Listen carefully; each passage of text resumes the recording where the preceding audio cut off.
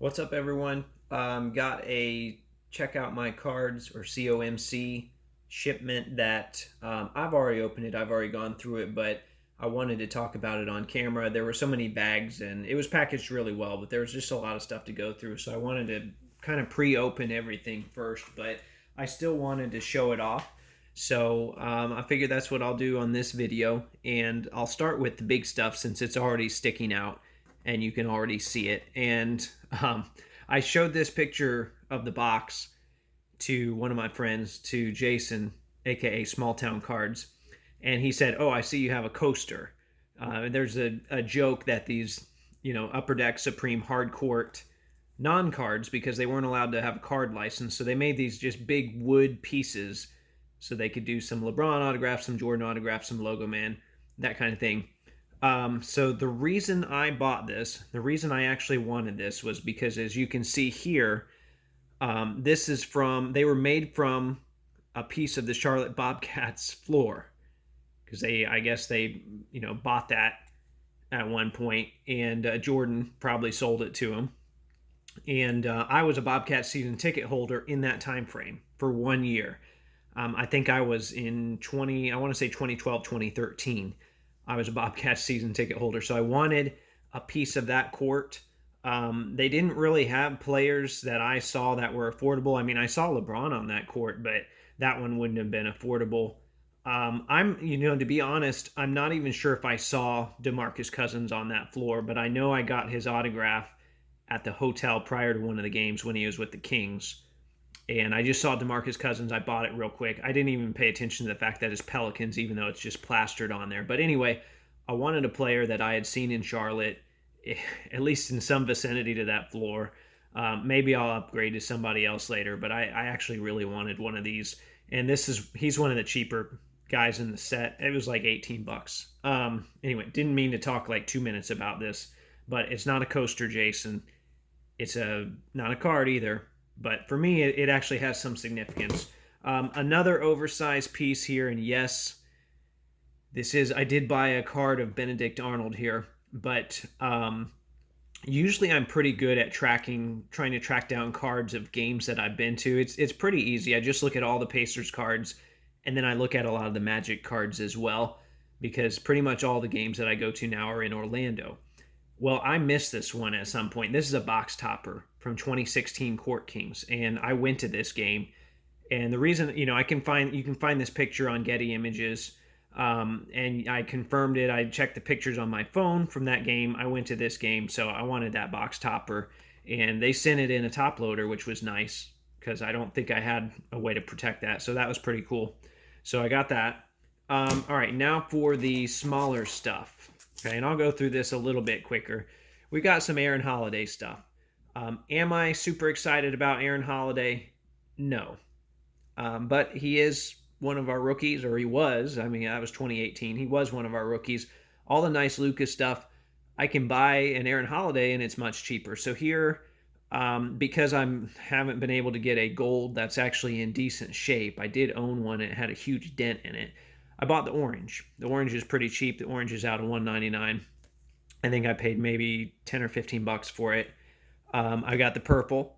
Purple looks great with Pacers because it really looks like the navy blue. Big patch here. Big National Treasures Colossal patch. Of course, I had to get a silver hollow for my silver binder that I'm still building. And then I love my blues, right? So here's a Jeremy Lamb Optic Blue. I think it's out of 59. Yeah, 59. Damo Rudez from 2014. He was only a Pacer for one season. Oladipo Blue, which I actually bought that. This is an old, I've had a lot of this stuff for a long time, just waiting for it to get shipped. That's out of 49. Still a great looking card, though. I have the gold. The gold vinyl just sold recently for a high amount. I'm not chasing rainbows here. I don't do that. All right, here's a next day autograph of Solomon Hill. Another super cheap. And if you look at Solomon Hill autographs, you can tell this is one of the earlier ones he signed because it kind of lessened after that, right? And I don't know. That's not the right term for that, but deteriorated maybe. I don't know. It's just, it didn't look this nice over time. So you could see this was an early one. He got tired of signing 10,000 cards. I don't blame him. There you have it. This is I'm not a big Panini Instant fan, although, had they been making a lot of cards in the last year, I probably would have bought a lot more. But this is a TJ Warren card. This is the game that he scored 53 in the bubble. So I've always wanted a card to commemorate that. I bought a couple as kind of placeholders, but that's an actual picture from that game. So had to get that one. Super cheap. Jeff Foster, the X-Fractors, the blue X-Fractors from 2005. Look at that GQ pose on the back. Those were different, right? I thought they were hideous at the time. Maybe they still are. I don't know, but they're nostalgic to me. So I opened actually a box, maybe 2 boxes of 2005 Topps Chrome. All right, here, this is an innovation. I'm actually going to take this out of the sleeve here. I haven't done that yet. This never appealed to me, but this is a laser cut card, and this was maybe the only pacer. I don't know if Paul George was in this set or not. The cheapest pacer, most certainly from this set. Normally, I don't like die cut cards, but I've been looking for different stuff. Panini really hasn't done a lot of this since then. It really was an innovation, as it says. So I decided to grab that, decided to pick that one up. I'm glad that I have that. I think I paid $9 for that. So not as cheap as I would have liked, but very happy I have it. Here's another innovation card. I've grown to really like innovation much after the fact, but it's got the Pacers starters on it. It's a pretty cool card. Not numbered or anything. It's just a nice looking card. Here is a Bread for Energy insert from Past and Present. Of course, that's a play on the old Bread for Health cards. There's an old Mikan in that set. I mean, all of the basketball guys in that set are super expensive, especially Mikan, though. But I'll never afford one of those. And there were no Pacers in it, obviously. It's from way before when the Pacers were even a team. So I grabbed this. It was cheap. David West. All right, here is another innovation card. This is the gold. I wish these popped a little bit more, but, gold jersey, gold parallel. I'd like to find Paul George. I'd like to find the rest of the Pacers. I do have a Hibbert. Someone's holding it for me. So definitely wanted to pick one of those up. It didn't cost too much. I still needed some Paul George silvers for my silver binder, so I got those 2. That is 2015 and 2016.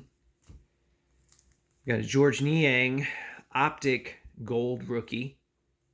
I know I overpaid for that, but I used Check Out My Cards flips. That's what I do for cards that I overpay on there. I flip stuff, and I don't mind overpaying a little bit if it's something I really want. I mean, I'm probably not gonna find one of those. There's only 10 of them. Speaking of golds numbered to 10, we got 2015 Prism, Mark Jackson. These will go in the gold binder. Nice little Madison Square Garden picture there. Darren Collison, 2017 Optic. Those really pop. It's actually a really nice set. Another 2015 Prism, Solomon Hill. Chris Copeland, 2013. He doesn't have a lot of nice Pacers cards. He really doesn't have a lot of nice cards in general, but he was in all the 2012 rookie stuff as Nick, though. So I don't want any of that stuff. Rick Schmitz. This is a nice. I won this a long time ago. This might be a year old. And out of the 25, I'll have to count them. I might have, I don't know, 8, 9, maybe 10 out of the 25 now. There's a real nice one I missed out on because I fell asleep one night. I fell asleep early. But yeah, I'll make a big picture of those at some point. 2003, Jamal Tinsley, X-Fractor. But there's something really cool about this one. They are numbered 220, but that one is his jersey number. And I also have the Jermaine O'Neal jersey number, X-Fractor. And I have the James Jones jersey number, X-Fractor. So maybe I just lucked into those, but I feel like that's, pretty cool to have that many Pacers jersey numbered from that set. I doubt I'm going to find the Reggie Miller. Still looking for the Ron Artest jersey number, but I got 3 of them. That's pretty cool. 3 of them from the Pacers. Okay, got some more stuff in here. This one, so little background on this card here. This is a Roy Hibbert card. I tried to buy it from the old owner. Somebody was putting together this whole set. Tried to buy it from him. He was very nice about it, but there was a Roy Hibbert collector, so he said, I'm going to let it go to this guy, which I understood, even though I still really wanted it. Lo and behold, a year, maybe 2 years later, it shows up on ComC. The price is very reasonable. It's like $85. And stupid me, I offered like $75. And eventually, this thing gets picked up. I didn't get it. The new owner puts it at like $500. And I'm like, man, there's no way. No way I'm doing $500. And I watched this thing like a hawk because deep down I really wanted this. I watched it like a hawk. And they kept lowering it and lowering it and lowering it. And it finally got to like $245, which is still way, way too high. But I told myself, if I can flip my way to most of that money on ComC, so it's kind of a little challenge for myself. If I can flip my way to that, I'm going to overpay because I don't think Panini's going to make this kind of stuff really ever again for veterans, at least not for more common players. And that's what I did. I talked about the Semi-Old Gelé Gold. I flipped that for about $100 profit. I flipped a Sam Perkins 101. So there were several cards that I used on my way to this card, and I'm very happy to own it. This is a 101. I love these jumbo tags. Got the logo man on it. By the way, I just interviewed the designer of the NBA logo. If you haven't heard that, episode 105, make sure you check that out. But I am very happy to own this card, even if I did overpay. So I kind of have some history with it, and eventually it made its way to me.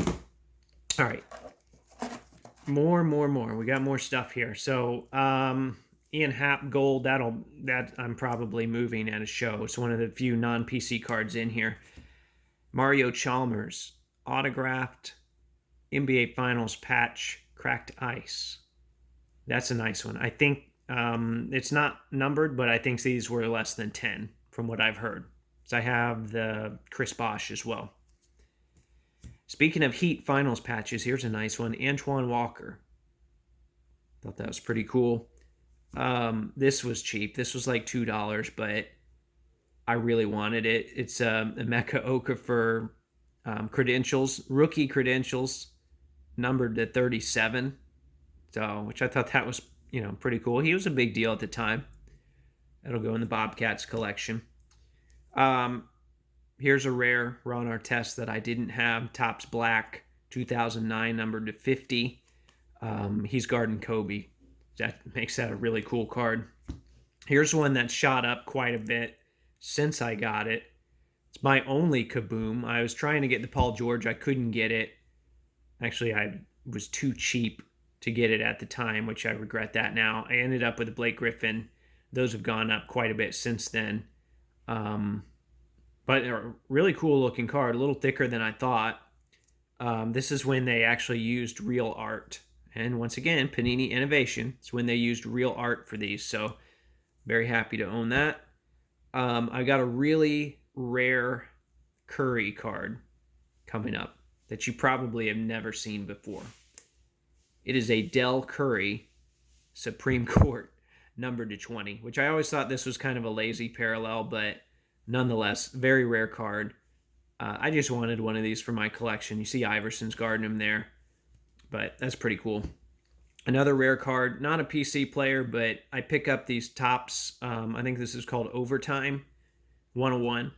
He's a nice Corey Brewer dunk on Nick Collison. There's Durant watching on, but I don't know if it says the title of the card there. I'm pretty sure they're called Overtime.